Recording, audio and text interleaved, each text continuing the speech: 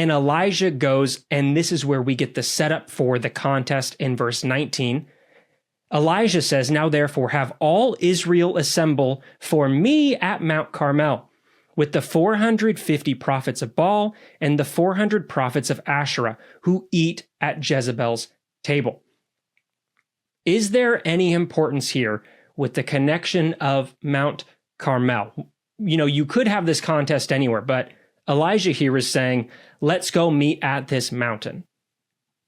Why? Yeah, Mount Carmel has a long history of a couple of things. One, it's full of caves.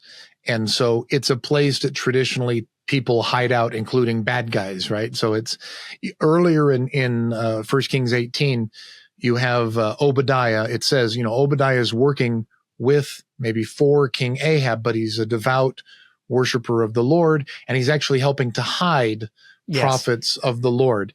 And where do you hide them? You're going to hide them in these caves, right? Now, in addition to being a place where people hide out, so it's a place, you know, where if you're trying to get away from people, you hide in these caves, it has a long tradition of being, let's call it a holy place, a sacred place, all the way back to ancient Egypt. So the Egyptians saw this as a place that was considered holy, right? A sacred mountain, but even down into the Greek period, right?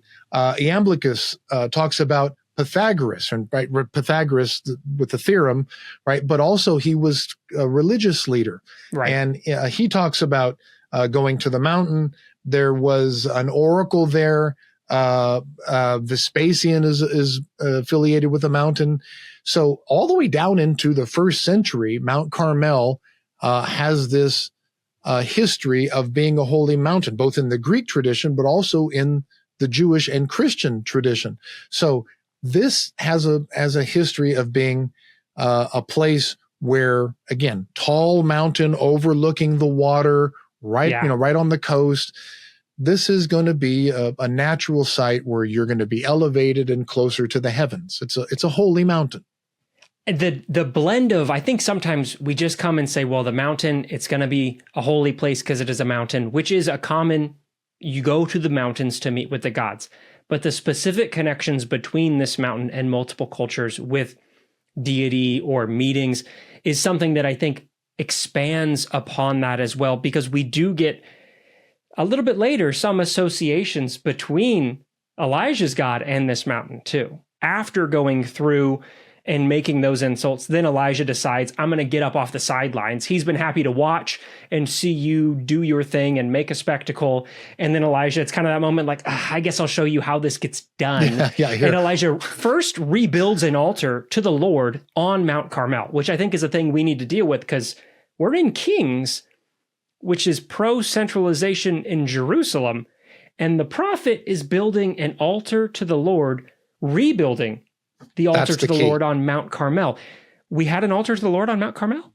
That's the key. Now, we've said it has a long history of being a holy place. So here's further evidence of it.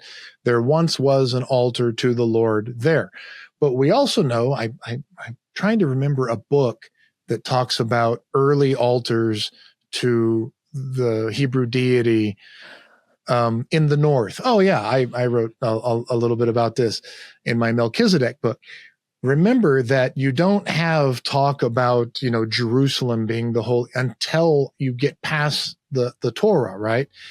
Early on, this is all taking place. All of these altars, Abraham is all up near Shechem, right? This is all up in, modern Nablus and Gerizim and these places up here. So you have all of these altars up in the north. Now they were torn down, but now he's going to rebuild one up on Mount Carmel because you have a history of God being made manifest in the north. It's something that the Judahites and the south don't necessarily like to talk about. No. But Elijah is going to do this.